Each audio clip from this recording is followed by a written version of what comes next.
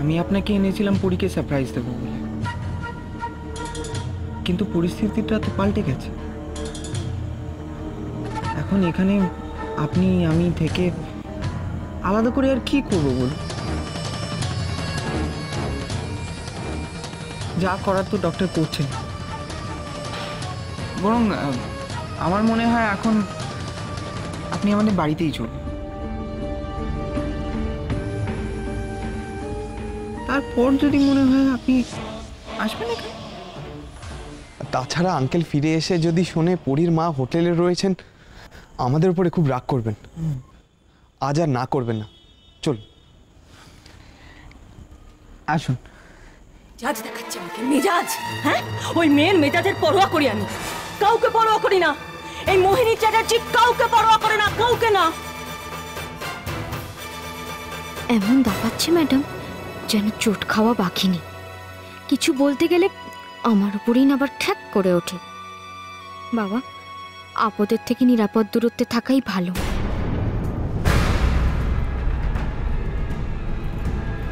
চল আসুন।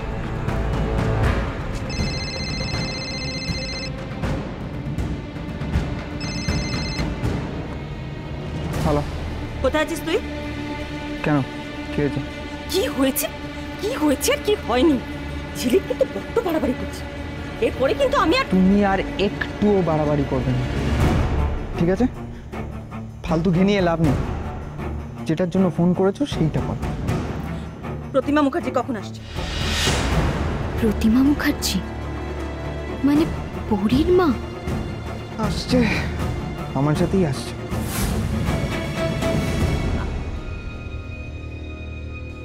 হ্যাঁ, একটা কথা বলবো রিক? একটা কেন, হাজারটা বলো, প্লিজ বলো। বলছিলাম, একের চোখের সামনে এরকম একটা ঘটনা, তার একটা ট্রমা, পরীকে রক্ত দেওয়া, সব মিলিয়ে ঝিলিক মেয়েটা খুব অসুস্থ হয়ে পড়েছে। তার উপরে ওর মা আবার চোখে দেখেন না, মেয়ে ছাড়া সত্যিই খুব হেল্পলেস। তাই আমি ওদেরকে আমাদের বাড়িতে থাকতে দিয়েছি। এটা মামুনি জানার পর মামুনি খুব আপত্তি করেছিল। আমি বোঝাতে চেয়েছিলাম, বুঝছিল না। আঙ্কেল আর পিপি ফেরা না অবধি তুমি যদি একটু মামুনিকে বোঝাও প্লিজ। তুমি তো মাকে চেনো, মা এমনিতেই একটু অবুঝ। প্লিজ কিছু মনে করো না, আমি মাকে বুঝিয়ে বলি। Thanks, most welcome. আচ্ছা, আমি একটু... শিওর শিওর শিওর।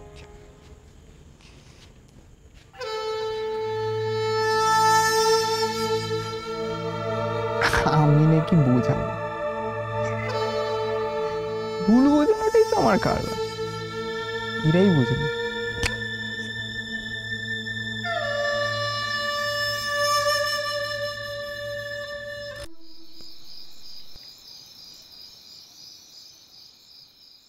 আসুন, ভেতরে আসুন।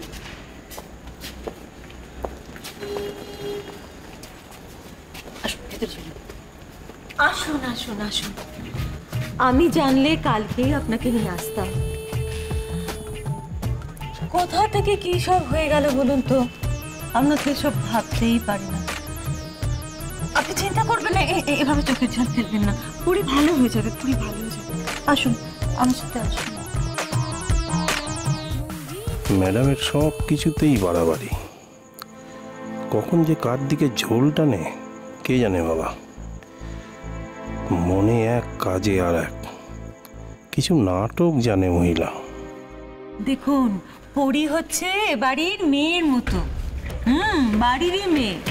তা আপনি হচ্ছেন পরির মা, তাহলে এ বাড়ি তো আপনারও।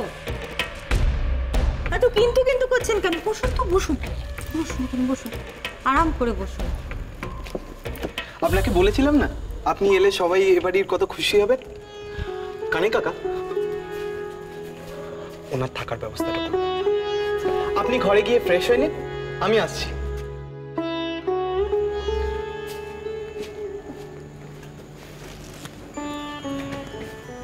ম্যাডামের লাগেজটা কোন ঘরে রাখবো? কি বলবো বলুন তো, হিসেব মতন তো পরি যেখানে আছে সেখানেই তো পরির মা থাকবে, কিন্তু ওই দুজন তো ওখানে এসে দখল করে বসে আছে। আমরা তো ভদ্রলোক, আমরা তো জোর করে ওদের চলে যেতে বলতে পারি না। কি আর উপায়, যান আমাদের গেস্ট রুমেই ব্যবস্থা করে দিন। আপনি একটু কষ্ট করে গেস্ট রুমেই থেকে যান। হ্যাঁ যান। আমি যাই, গেস্ট রুমটা রেডি করে দিই। কানাইবাবু আপনি আসুন। পরীর ঘর কারা দখল করেছে? মানে কোন দুজন? কোন দুজন আবার? আপনাকে আমি বলেছিলাম না, ঝিলিক আর প্রতিমা রায়চৌধুরী।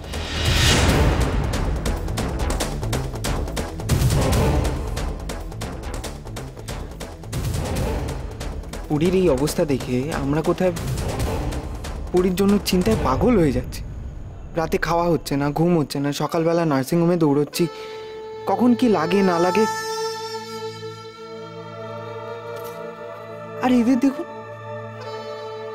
এরা রয়েছে এদেরটা। পুরী নেই, তাই পুরীর ঘরটা দখল করে বসে আছে। কি চিপ মেন্টালিটি।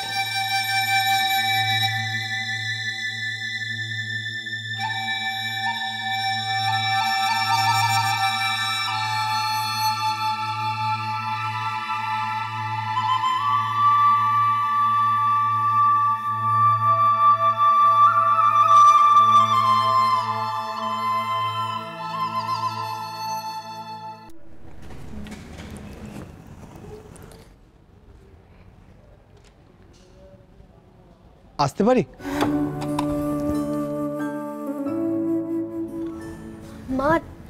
মা রাজদীপ এসছে। এখন কেমন আছেন? ভালো। আর কোনো প্রবলেম হয়নি তো? না, বলছি পরি কেমন আছে? ডাক্তার কি বলছে? ভালো হয়ে যাবে তো? 24 ঘন্টা না গেলে ডাক্তার নিশ্চিত করে কিছু বলতে পারছে না। এখনো কি ওর সেন্স ফেরেনি? না, আর সেটাই চিন্তার। তবে অন্য একটা সুখবর আছে, পরীর মা এসছে এখানে।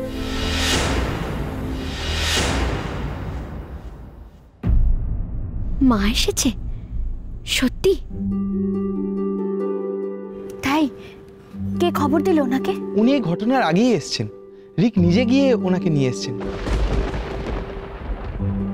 গ্যালারিতে বসে উনি পরীর দৌড়ও দেখেছেন, আনন্দও করেছেন।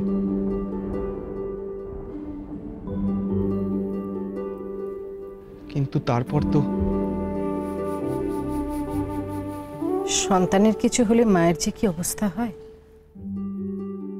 সে একমাত্র একজন মাই বুঝে। অন্য কেউ সেই পরিস্থিতি বুঝবেও না, আর এই অবস্থায় সান্ত্বনা দিয়েও কোনো লাভ হয় না। আমি প্রতিমার অবস্থাটা বুঝতে পারছি। একমাত্র পরী সুস্থ হয়ে উঠলেই সেটাই হবে ওনার সান্ত্বনা। আমি এখন যাই, কোনো প্রয়োজন হলে বলবেন কিন্তু।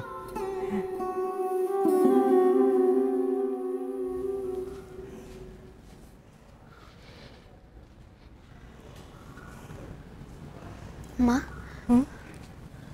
মা মা আমি একটু মার সঙ্গে দেখা করে আসি।